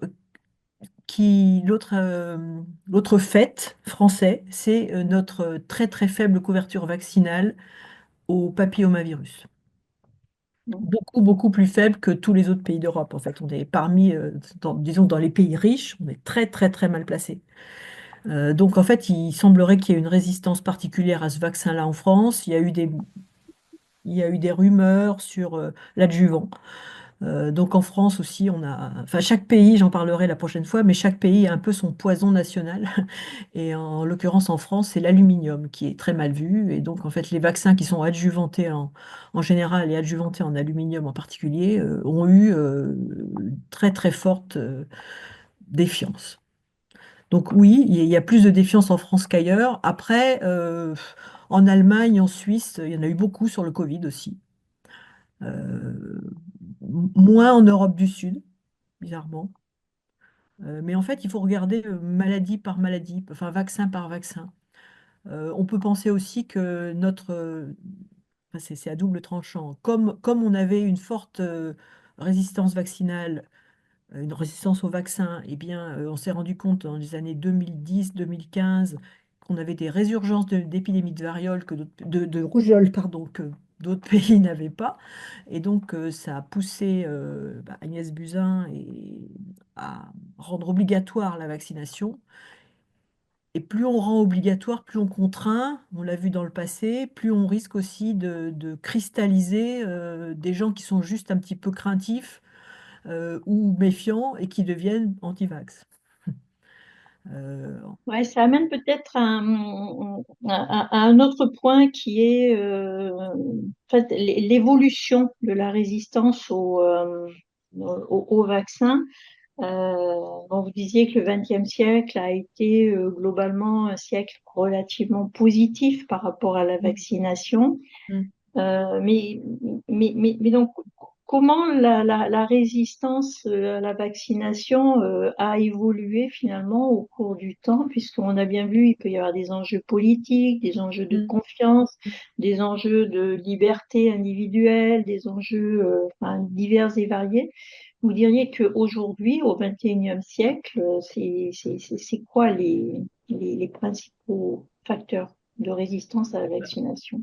En fait, en France, il semblerait que l'épisode H1N1 et l'épisode, les deux épisodes que j'ai relatés tout à l'heure, l'hépatite B et H1N1, ont été des grands enfin, initiateurs de défiance. Et on a vu, en tout cas, la confiance diminuer dans ces moments, à partir de ces moments-là, surtout après la grippe H1N1 en France, assez typiquement. Après, par rapport au Covid, les gens étaient très réticents avant, et finalement, ils se sont globalement fait vacciner. Mais c'est vrai aussi qu'il y a eu des contraintes fortes. Le pass vaccinal, bon, c'est sûr que ça ressemble quand même à une obligation. Donc, on se dit que on est obligé c'est très compliqué parce on est obligé d'en arriver à une obligation en France. Et parce que autrement, si on laisse juste les gens se faire, libres de gérer leur santé, ils ne se vaccinent pas. Alors que d'autres pays, par exemple le Royaume-Uni, en effet, a fait un peu sa révolution au 19e siècle, mais depuis, c'est un pays où les gens se vaccinent sans problème, en fait. Enfin, avec bien sûr quelques antivax comme partout, mais pas autant qu'en France. Pas autant qu'en France. Qu'est-ce qui peut expliquer ça selon vous? C'est des différences culturelles ou c'est parce qu'il y a eu une pédagogie qui a été faite différemment? C'est un sens de la collectivité? Parce qu'on dit aussi on se vaccine pas que pour soi, on se vaccine aussi pour Oui, les autres. pour la plupart Et des il doit y vaccins, avoir oui. des aspects culturels aussi, peut-être. Qu'est-ce qu'il en Rapport est? à l'État, je dirais. Rapport à l'État. À la L'État. fois confiance et défiance en l'État, un mélange Ouais. des deux. Attendre beaucoup de l'État, mais s'en méfier. Euh, Oui, ce que vous disiez à un moment donné, que s'opposer au vaccin, c'est aussi s'opposer au pouvoir en place, quoi. Tout à Donc, fait, tout à fait. ouais, Euh, ouais, c'est... ouais. Mais bon, Une Et question. puis, personne n'a vraiment Enfin, c'est très très difficile ça complexifie la communication au fur et à mesure du temps, parce que l'a bien vu au moment du vaccin Covid, le début de la communication était très timide en France. bien Alors sûr. que dans d'autres pays, c'était tout de suite l'enthousiasme, ça va nous sauver la vie, on va pouvoir enfin revivre. Et nous, au moment où on aurait pu penser qu'en effet, c'était le cas, ça a évité qu'on se reconfine, etc. Mais ça n'a pas été présenté comme quelque chose de positif tout de suite parce que nos politiques ont pensé qu'ils allaient se prendre de toute façon, les antivax, enfin, qu'ils allaient avoir fort à faire avec l'opposition vaccinale en France. Et donc, ils ont essayé d'avoir un discours mesuré. Et justement, une question est posée spécifiquement qui est, alors je la lis là, c'est pensez-vous que les leçons des erreurs passées, communication, posture, adaptation, moi je rajouterais pédagogie, explication par rapport à quelque chose aussi qui est de plus en plus technique ou sophistiqué, euh, donc, est-ce que les leçons de ces erreurs passées, finalement, sont actées? Est-ce que c'est enseigné aux nouvelles générations, alors notamment de professionnels de santé ou de décideurs sur la santé? Il semblerait que les études médicales ne fassent pas assez de place à la vaccination. Ce qui est sûr aussi que, enfin, ça dépend peut-être des universités. Il y a des cours quand même, hein, il y a des cours d'immunologie. Bon, voilà. Ce qui est sûr, c'est qu'en France en particulier, mais dans d'autres pays, mais en France en particulier, une grande partie des professions intermédiaires en santé, infirmières en particulier, même sages-femmes, sont très réticentes, très réticentes. Extrêmement réticentes. Et elles Et sont très peu formées. elles sont Elles très peu sont formées. extrêmement peu formées. Oui, J'ai voilà. j'ai participé à des formations d'infirmières et c'est tout à fait inquiétant, bien sûr. Oui, On oui. va pas, c'est pas le débat là, actuellement, mais c'est sûr. Il y a une autre chose, je voudrais compléter autre chose aussi. Je voudrais poser une question en fait qui est adjacente. Les pays de l'Europe, de l'ex-Europe de l'Est, Mm. ont aussi une énorme réticence à la vaccination, hein.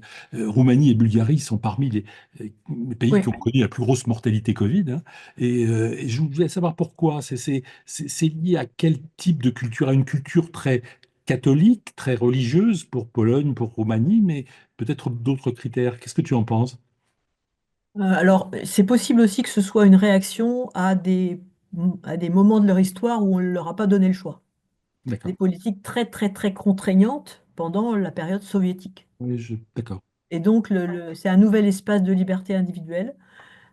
et en plus renforcés par des arguments, oui, religieux. Mais c'est pas majoritaire. Je pense que c'est surtout politique. Et c'est en fait le plaisir, enfin le bonheur d'avoir retrouvé une sorte de liberté qui va s'exprimer ainsi. C'est l'espace de la liberté individuelle. Je vois ça comme ça, moi. Enfin, après, il n'y a pas énormément d'études qui ont été faites dans ces pays-là. En tout cas, elles ne nous arrivent pas forcément. Mais quand même, il y a des arguments. Et alors notamment, quand on parle de la religion, c'est aussi un thème qui revient dans certaines questions. Euh, en- en- bon, les grandes, alors je lis une question de Driss. Les grandes religions et leurs représentants ne semblent plus exprimer d'opposition publique au vaccin, notamment durant le Covid. Y a-t-il une histoire du rapport des grandes religions à la santé et quelle est son évolution? Alors bon, là, on peut sortir très loin Ouais. de la vaccination, mais peut-être déjà par rapport à la vaccination. Quelle évolution des choses? En fait, ce qui est sûr, c'est que actuellement, oui, c'est clair, pour le Covid et puis depuis avant même, les grandes religions sont favorables à la vaccination. Aucune grande religion n'a d'opposition exprimée, c'est très clair. En revanche, dans toutes les religions, il y a des sectes, des mouvements sectaires qui sont très, très, très anti-vaccins, et donc très, très minoritaires, mais c'est parmi les gens enfin, qu'on ne pourra jamais convaincre. Ouais. Mm. Voilà, enfin, quand je dis religion, il y a aussi l'anthroposophie, on en parlera la prochaine fois, et il y a euh, les mouvements sectaires juifs new-yorkais il y a quelques années qui avaient finalement ramené la rougeole à New York. Il y a le cas particulier du Pakistan, enfin, les talibans qui ont tué des vaccinateurs, en fait, hein, qui ont tué des vaccinateurs polio. Et on est en fait, c'est actuellement les seules régions du monde où il y a de la polio, avec peut-être la bande de Gaza, malheureusement, actuellement. Mais en fait, c'est quand même très, très lié à des alors, je sais pas, on ne peut pas parler de secte, mais en fait, de fondamentalisme religieux euh, dans toutes les religions. Et donc, c'est très, très, très minoritaire, mais en fait, quand on a une couverture vaccinale qui est, comme on dit, suboptimale, c'est-à-dire qu'on n'a pas 100% de couverture vaccinale, et si on a des petites communautés qui répandent, enfin, qui rapportent la maladie, malheureusement, ça va donner des épidémies. Ouais. Mm. Après, dans le temps, la position des églises, ça fait longtemps, par exemple, que l'Église catholique enfin, écrit le bien fondé de la vaccination, en particulier sur des motifs d'altruisme. Une question de Michel qui est, bon, dans sa formulation, est très très ouverte, mais qu'on peut peut-être reprendre sur le thème de la vaccination proprement dit. Michel dit, la médecine humaine n'est-elle pas trop vécue en France comme une médecine individuelle versus l'intérêt général, et la médecine populationnelle? Donc Bien quand on sûr. parle des Oui, vaccins en particulier, oui, oui. oui, oui, oui. Alors pour les vaccins, oui, c'est le cas vraiment limite, enfin c'est le cas modèle, puisque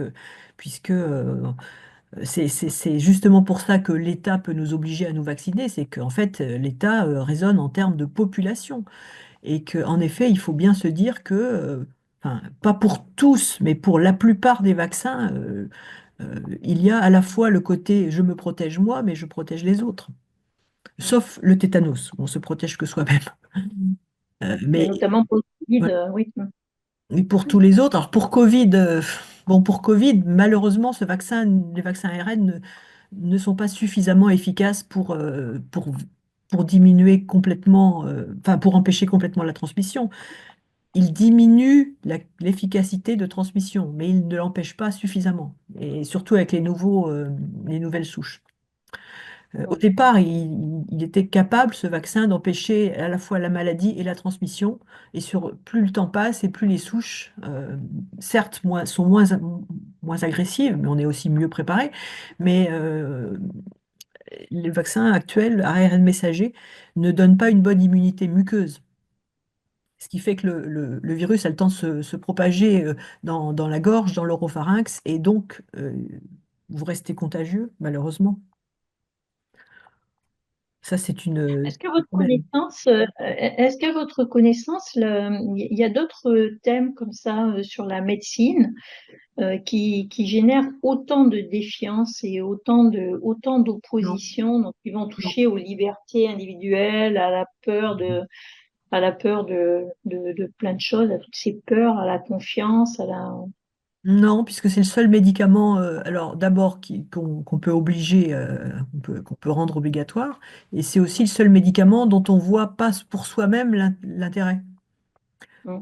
Vous vous faites vacciner, à aucun moment vous ne pourrez savoir si ce vaccin vous a été utile. Ouais, Et donc, ouais. en fait, la seule preuve d'efficacité, elle est populationnelle, elle est statistique. Absolument. Et donc, il faut, en plus, on n'a pas tendance à se projeter vers la maladie. Et donc, on a tendance en plus à penser qu'on va être malade du vaccin demain, mais on n'a pas, psychologiquement, on n'est pas préparé à se dire qu'on va peut-être être malade dans 10 ans et qu'on va peut-être en mourir. La maladie, c'est pour les autres, hein. La maladie, c'est pour les autres, c'est plus tard. C'est Euh, ça. Et puis c'est euh, jamais soi, bien sûr. c'est pas soi-même, voilà. Donc et c'est vrai que voilà, pour un autre médicament, on en voit tout de suite la preuve, enfin la plupart du temps l'efficacité pour soi-même, et tout de suite. Et en revanche, on ne va pas penser aux effets secondaires. Pensons aux médicaments pour dormir, pensons au Doliprane, pensons, enfin en effet, il n'y a aucun débat. Enfin, on a mal à la tête, on prend un Doliprane et Oui, il y a il y a l'effet l'effet immédiat. personnel immédiat. On se fait du bien à soi-même. Euh, c'est vrai que ce conflit entre soi-même, enfin l'individu et la population, qui oblige en fait à faire un raisonnement statistique, apparemment en France, on a aussi une certaine difficulté avec les mathématiques, avec les statistiques, et ça s'arrange pas, puisque toutes les dernières étapes, toutes les dernières études, PISA, etc., nous montrent que les Français sont de plus en plus euh, inaptes à faire des raisonnements mathématiques simples, et en particulier sur la population, sur les statistiques, sur les probabilités, tout ça. Or, ce sont des raisonnements qu'il faut avoir en tête si on veut admettre la vaccination, si on veut y croire, entre guillemets, si on veut croire à l'efficacité, si on veut être persuadé soi-même de l'efficacité. Si on n'en est pas persuadé et que c'est l'État qui nous l'impose, ça passe mal. Actuellement, c'est quand même beaucoup, c'est de ça, ce problème-là de population-individu. Le problème, enfin, aussi les conceptions de médecine naturelle, enfin, la nature fait bien les choses, c'est toujours aussi présent.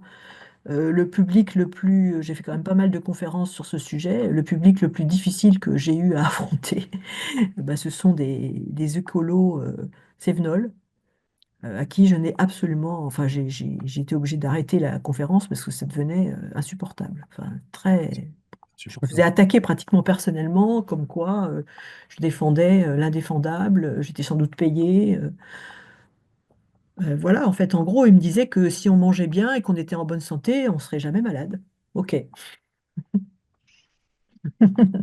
bon, que voulez-vous dire? Il n'y a rien à dire à ça. Je pourrais aussi ajouter quelques remarques dans la matière. Oui, La vaccination Covid a été particulièrement compliquée à certains endroits, hein. Enfin, bon, c'est pas le débat. Je oui, oui, oui, on pourra en reparler la prochaine fois puisque ce sera dans le contemporain. absolument. Sur l'aspect historique, je pense que voilà, il y a moins de questions. On voit juste apparaître des arguments, des pensées, des difficultés qui ont leur déclinaison contemporaine. Donc ça permet, comme on dit, d'éclairer le présent. Après, ça n'empêche pas de refaire les mêmes erreurs qu'avant, et ça ne convainc pas non plus les gens qui sont euh, anti-vax de changer d'avis. Alors là aussi, terme d'anti-vax, je ne veux pas trop l'utiliser quand même parce que enfin, je le réserve à des gens qui sont réellement définitivement contre tout vaccin. Après, quelqu'un qui a juste une peur sur un vaccin ponctuellement, ou enfin, il y a quand même beaucoup de gens qui ont peur des piqûres, qui vont par exemple être opposés à tel vaccin, mais qu'on va pas forcément mettre dans la catégorie anti-vax. Donc en fait, c'est un reproche qui nous a été fait, qui est souvent fait actuellement, c'est qu'il ne faut pas mettre gens qui ont un scepticisme ou une crainte à la vaccination dans le même sac. Il y a quand même des différences, des degrés. Parfois, c'est une maladie, parfois, c'est un passé personnel, parfois. C'est vrai que quelqu'un qui a une sclérose en plaques un mois après avoir été vacciné de l'hépatite B, on a beau lui dire que statistiquement, c'est pas, il n'y a pas de lien, ce sera difficile de le convaincre qu'il n'y en a pas. Voilà, Mm. il y a quelques petites choses comme ça. Il y a aussi comprendre la causalité, la temporalité, la coïncidence. Tout ça, ce sont des choses qui sont un peu difficiles enfin, psychologiquement à concevoir. C'est pour ça aussi que la vaccination, enfin, le vaccin est un médicament complètement à part. En médecine vétérinaire, on utilise des vaccins ARN messagers auto-amplifiants qui réduisent fortement la transmission. Donc, la question est pourquoi on n'en a pas en médecine humaine?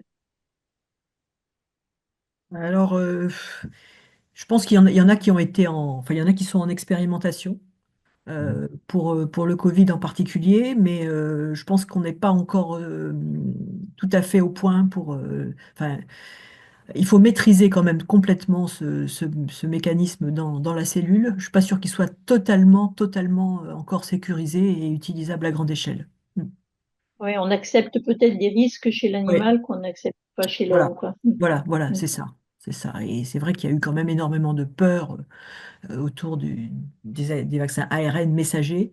Donc peut-être qu'il faut aussi attendre un peu, que tout le monde soit bien persuadé et convaincu de l'efficacité et de la non-toxicité de ces vaccins. Et en parallèle, oui, il y a des équipes qui continuent de chercher sur ces vaccins ARN auto-amplifiants. Oui. Oui, Mm. donc il y a quelqu'un qui demande ce que c'est. Ben, en fait, c'est juste que on va se débrouiller pour que cet ARN, qui a une durée de vie dans la cellule, dans les vaccins actuels, une durée de vie dans la cellule très très faible, qui s'élimine, enfin, qui va très vite disparaître en fait, qui va être juste traduit et puis qui va disparaître, eh bien, on se débrouille pour que l'ARN soit répliqué, ce que normalement la cellule ne fait pas, elle ne réplique pas son ARN. Ce qui fait on pourrait penser qu'on aura une efficacité plus longue.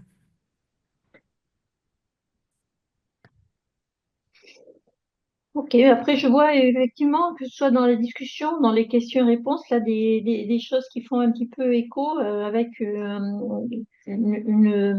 un parallèle qui est fait avec l'alimentaire. Mais avec le fait que bon, dans l'alimentaire, il y a aussi beaucoup de rumeurs ou de peurs ou Mm. de que ça génère aussi plein de choses, que c'est quelque chose qui rentre dans le corps, hein, j'imagine. Mais Mm. oui, des La commentaires crainte par rapport à ça. la crainte d'une pollution, d'un empoisonnement. Euh, Hum. c'est en effet parce qu'il y a oui, il y a une pénétration de l'organisme, mais enfin, oui, enfin, ce que j'avais vu, c'est qu'en fait, oui, il y a beaucoup de gens qui vont avoir parmi ceux qui ont des préventions pour les vaccins, il y a aussi beaucoup de gens qui vont avoir des régimes végétariens,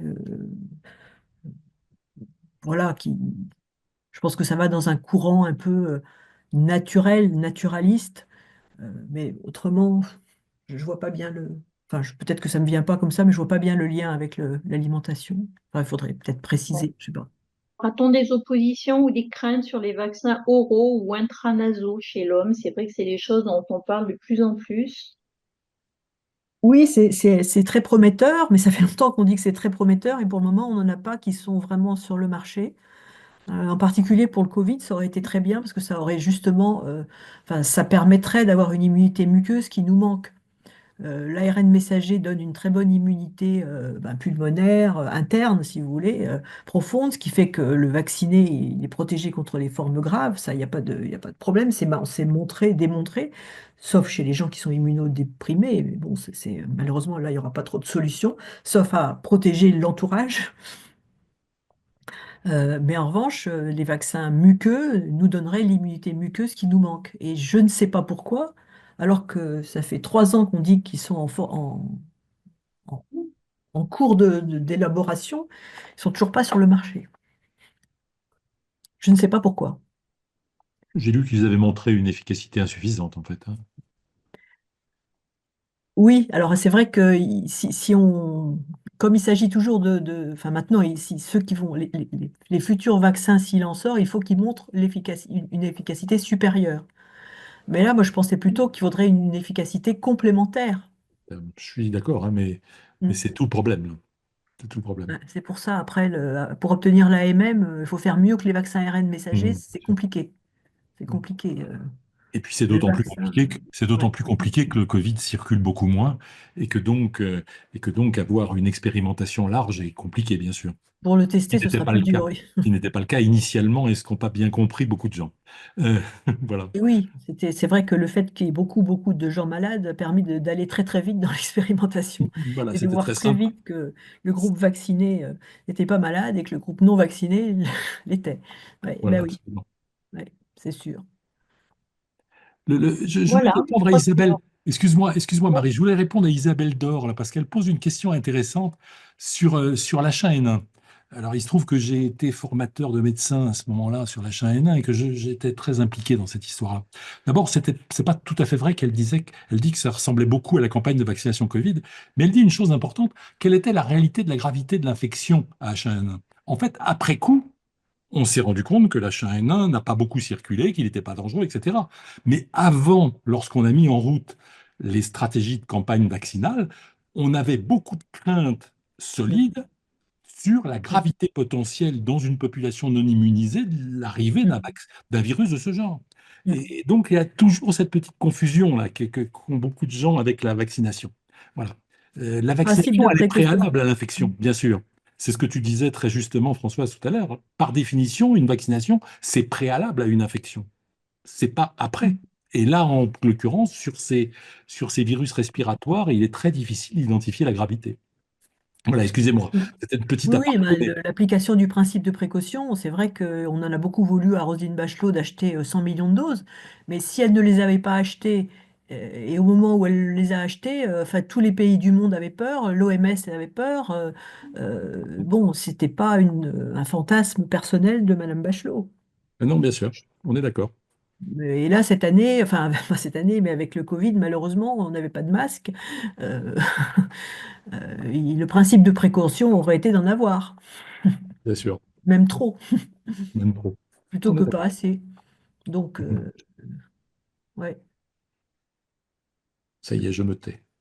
Non, mais c'est bien de partager des expériences vécues, parce que sur le H1N1, en effet, je pense que ça a été un moment difficile en France, enfin, plus que dans d'autres pays, puisqu'on n'a eu que 10%, je crois, des Français qui se sont vaccinés. Il y a eu aussi un embrouillamini à propos des adjuvants, puisque les gens avaient peur de l'adjuvant, et donc après, au bout d'un moment, un vaccin sans adjuvant a été proposé. Et donc, on l'a réservé à des populations plus fragiles. Et un certain nombre de gens se sont dit, oui, alors donc, ça veut dire que l'autre, il est quand même peut-être dangereux. Ouais, c'est ça. Mais oui, les stratégies de communication sont toujours très compliquées autour du vaccin. Très, très Toujours très compliqué. compliquées.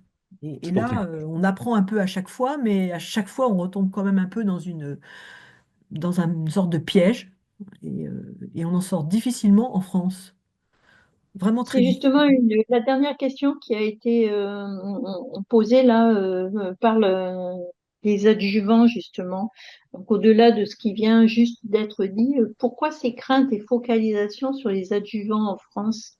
Et depuis quand? C'est depuis justement le H1N1 ou Alors l'aluminium, ça fait longtemps qu'il est un petit peu dans le collimateur en France pour tout un tas de raisons, parce que on l'a relié à l'Alzheimer, bon, après, il y a eu une étude en France, enfin, il y a une équipe en France qui a cru montrer que, voilà, elle a été très, très, enfin, on n'en parle plus trop maintenant, mais il y a un professeur qui a écrit un bouquin qui s'appelle Toxic Story, qui prétend que l'aluminium est à l'origine d'une maladie qui s'appelle la myofascite à macrophages, dont, Spécialité française, oui, spécialité française. voilà, qui n'existe Ça pratiquement n'existe qu'en nulle part France. ailleurs, hein, Voilà. Parce qu'en fait, ce médecin euh, a trouvé dans les muscles, au niveau d'injection, en effet, ce qu'il appelle un tatouage vaccinal, ce qui est assez normal parce que l'adjuvant est de par sa propre, enfin, sa composition en aluminium, va rester chez certaines personnes un petit peu au niveau du site d'inoculation. Et en fait, il fait un lien entre ce tatouage vaccinal et la circulation éventuelle à partir de ce site d'aluminium jusqu'au cerveau, et ce qui pourrait expliquer un tas de troubles. Mais le problème, c'est que cette entité, apparemment, enfin moi je suis pas médecin, mais il semblerait qu'elle apporte, elle soit représente, enfin elle contienne, comment dire, elle soit, euh, c'est une maladie qui est très mal précisée, puisqu'en fait il peut y avoir plusieurs dizaines de symptômes différents. Donc c'est pas réel, c'est une entité bizarre, pas vraiment une Oui, maladie, c'est un syndrome un à syndrome. symptômes non objectivables. C'est toujours un peu le même problème comme pour la fibromyalgie, comme pour ce genre de choses. C'est-à-dire qu'on a accumulé en fait une espèce dans une entité syndromique, des symptômes, on les a juxtaposés les uns aux autres. Et donc, c'est vraiment cette fasciite-là est une spécialité française. Voilà, après, c'est pas le débat, on va peut-être pas en parler. Oui, oui, voilà, mais bon, ça a participé vraiment à la Absolument. crainte autour de l'aluminium, plus un certain nombre de rumeurs autour de Alzheimer. Bon, alors ce qui est bizarre, enfin, ce qui est étonnant, c'est que quand même pendant très très longtemps, on n'a pas eu peur de l'aluminium, hein. On l'utilisait depuis 1920 dans les vaccins, donc ça fait un siècle d'utilisation. Et si on en utilise d'autres, peut-être qu'il y en a d'autres qui sont aussi bons, voire meilleurs. D'abord, la preuve de la toxicité n'est pas là, mais il y a peut-être, et il y a beaucoup de travaux qui sont menés depuis une dizaine d'années en immunologie sur les adjuvants, parce que ça correspond, en fait, on comprend comment ça fonctionne seulement depuis une quinzaine d'années. Avant, on ne comprenait pas, c'était purement empirique. Maintenant qu'on comprend, un certain nombre de labos ont essayé de trouver des nouveaux adjuvants, mais on n'aura pas de recul, on n'aura pas le recul d'un siècle qu'on a sur l'aluminium. Et donc, les premiers vaccins qui sont faits avec des nouveaux adjuvants, ben, peut-être que on a plus de raisons de s'en méfier, en fait. Et ce qui est très paradoxal, c'est que pour le vaccin ARN messager, il n'y a pas eu cette peur de l'adjuvant, les gens disent il n'y a pas d'adjuvant. Mais en fait, l'ARN messager est un adjuvant en soi. Et en fait, il y a autant de raisons d'avoir peur. Si on a peur de l'adjuvant, il y a autant de raisons d'avoir peur de l'ARN messager que de l'aluminium. Et c'est même d'ailleurs un vaccin très très inflammatoire, hein. Tout le monde sait bien que, euh, surtout si on est un peu jeune, si on a un système immunitaire très réactif, eh bien on va avoir une forte inflammation, de la fièvre. C'est un vaccin très réactogène, hein. Et pourtant, il n'y a pas d'aluminium dedans. Mais ça devient absolument fantasmatique, cette histoire. Il y a des gens qui refusent, par exemple, le vaccin ROR en disant il y a de l'adjuvant. Il n'y a pas du tout d'adjuvant là. En revanche, c'est un virus, c'est un vaccin vivant. Et donc, forcément, là aussi, il crée une forte inflammation. C'est juste de la pédagogie. Je pense que les médecins en font, les pharmaciens en font. Les gens doivent être prévenus que s'ils ont une réaction locale, c'est plutôt bien. Enfin, tout ça, tout le monde le dit. Mais bon, on a l'impression que bon, l'immunologie, les vaccins, tout ça, c'est dans les programmes scolaires de SVT dès le collège. Bon, et pourtant, les infirmières ont bien quand même quelques heures de formation là-dessus, mais pour en avoir rencontré beaucoup, leur résistance et leur conception sur la maladie sont quand même pas très scientifiques, disons. Très troublante. Oui, oui, oui, Les grosses résistances qu'on a eues, en dehors de certaines populations, c'était vraiment avec le monde vaccinal, avec le monde médical, hein. Et oui, oui, Absolument, hein, vraiment, oui. vraiment, Et ça, on l'a vu depuis le début, donc ça, c'est troublant quand même. Parce que dès le absolument. début, la variolisation, la vaccination, les personnages principaux dont j'ai parlé, et j'ai pas fait exprès, parce que c'est ceux qui se sont exprimés, eh bien, ce sont souvent des médecins. Et contre Pasteur, des scientifiques. Aussi. Et que dans le Covid, on l'a vu, Ah, bien sûr. malheureusement. Là, tu en parleras la prochaine fois? Mais j'en parlerai la prochaine fois. Tu en parleras la prochaine fois? Merci d'avoir regardé cette vidéo. N'hésitez pas à la partager autour de vous et à vous abonner sur notre chaîne YouTube pour recevoir les prochaines. Nous vous rappelons également que vous pouvez retrouver le dernier numéro de la revue de la FIS sciences et pseudosciences en kiosque et sur notre boutique en ligne, ainsi qu'accéder gratuitement à tous les anciens numéros sur notre site internet afis.org et sur notre application smartphone Afis Science. De plus, si vous souhaitez soutenir notre association, vous pouvez également adhérer via notamment notre site internet. Encore merci, à bientôt!